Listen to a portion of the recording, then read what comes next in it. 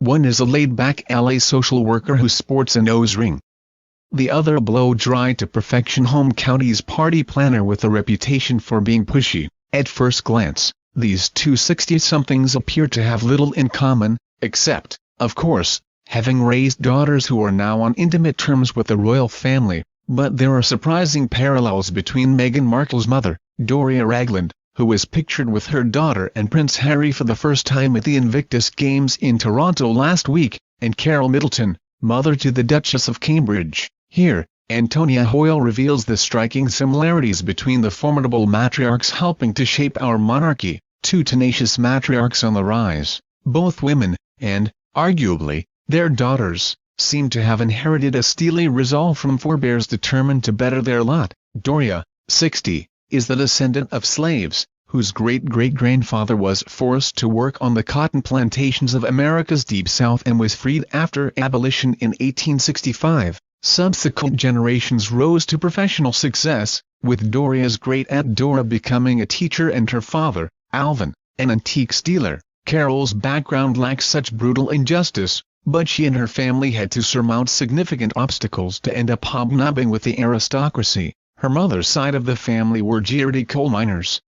Her father, Ronald, a builder. Both parents instilled a staunch work ethic in Carole, 62, who held a Saturday job at fashion retailer C&A by her teens. Both got off to a flying start. Yes, Carole's career is more lucrative than Doria's, with Party Pieces, the company she launched in 1987, now valued at around £30 million. But despite filing for bankruptcy in 2002, Doria has since established a similarly impressive, if less financially rewarding, portfolio career as a social worker and yoga instructor. Long before either of them made their names, however, both apparently had stints working as air hostesses. Carole was a flight attendant for British Airways for 3 years in her 20s until she became pregnant with Kate, while friends of Doria's have told the Mail she worked as a flight attendant after separating from her husband, Thomas Markle, when Meghan was young. Presumably, Doria and Carole can discuss pesky passengers and the perils of jet lag when they do eventually meet, and picked up very helpful husbands. Arguably, neither woman would have reached her current impressive standing without the help of the man she married. When Doria met Meghan's father, she was a 20-year-old studio temp while Thomas, 12 years her senior, was already a successful lighting director on a soap opera. The couple, who married in 1979, divorced when Meghan was 5 years old, but they maintained joint custody of their daughter, only the best for their princesses, despite their own schooling being government-funded. According to her Facebook page, Doria attended Fairfax High in LA, while Carole was state-educated in London. Both women pulled out all the stops to get their daughters the best education money could buy. Doria sent Meghan to Hollywood Little Red Schoolhouse, a private primary which boasts Elizabeth Taylor and Judy Garland as past pupils and, according to its website, feeds students 6 different types of vegetables from the school garden each week. Meghan later attended the prestigious, all-girl Catholic Immaculate Heart High School, where fees are upwards of £12,000 a year. Carole sent Kate, 35, Pippa, 34, and their brother James, 30, to Marlborough College, at £31,050 a year per day child. The fees must have been quite a sacrifice in the days before Party Pieces became the money spinner it is now. Red-faced over those relatives, should they ever find themselves stuck for conversation, Doria and Carole could always commiserate with one another on the embarrassing skeletons in their family closets.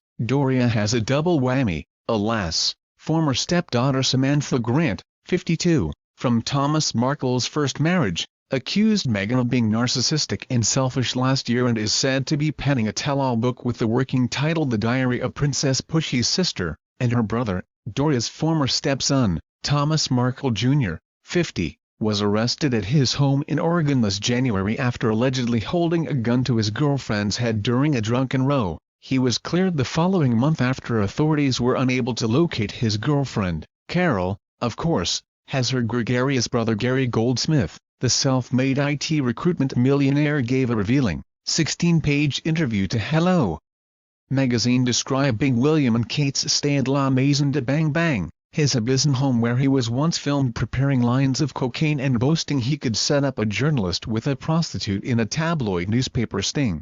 they splash cash on looking good. Doria, seemingly devoid of makeup in the pictures taken recently in Toronto, might not appear as fixated on her looks as Carole, who is a regular at hairdresser to the star's Richard Ward salon, where highlights can cost up to £355, and who is rarely photographed without perfectly applied cosmetics. Carole is also reportedly treated by celebrity facialist Linda Meredith, who counts Madonna among her clients and whose anti-aging treatments cost around £150. However, Doria is similarly keen on skincare.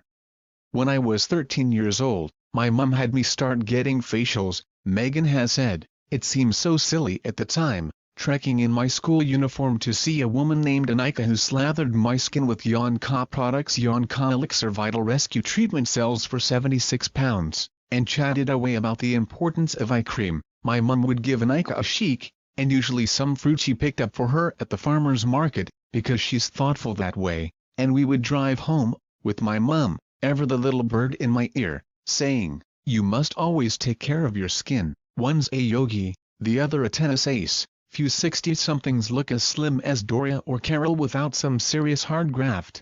Doria likes to run. She recently completed the LA Marathon, and keeps supple with yoga, a habit she's bequeathed to her daughter, with whom she was recently pictured attending a yoga class. Meghan has said, "I started doing Mummy and Me yoga with her when I was 7. I was very resistant as a kid, but she said, 'Flower, you will find your practice, just give it time.'" Carole's punishing regimen, meanwhile, includes tennis, daily swimming sessions in the heated pool at her £5 million Buckinghamshire mansion and hydro-spinning classes, a mix of high-intensity aqua aerobics and cycling. Fans of kale and green tea powder, both women know the importance of eating well, even if they do take very different approaches. According to Meghan, Doria conditioned her daughter from the womb to like tacos, and plied the family with lean meat. "Mum cooked a lot of turkey when I was growing up," Meghan has said. Turkey meatloaf, turkey burgers, ground turkey shepherd's pie. Doria's Facebook page shows she likes the book Weightless, My Life as a Fat Man and How I Escaped by Greg McBride, which describes how he lost 250 pounds. She is also a Facebook fan of Wellborn Lifestyle by Rebecca, a Californian spa offering essential oil consultancy, and a self-development site called The Aware Show, which focuses on healing and achievement. Equally health-conscious, although arguably less new age about it, Carole is said to be a fan of the fashionable Cert food diet, which involves eating foods such as dark chocolate, matcha, green tea, powder and kale, as they supposedly activate proteins called sirtuins to regulate the metabolism and slow the aging process. Helping hands in finding love, neither Doria nor Carole has been able to resist offering romantic guidance to her daughter, advice which seems to have been worth its weight in gold. Meghan has said she doesn't wear revealing clothes because Doria imposed strict limits on her as a teenager,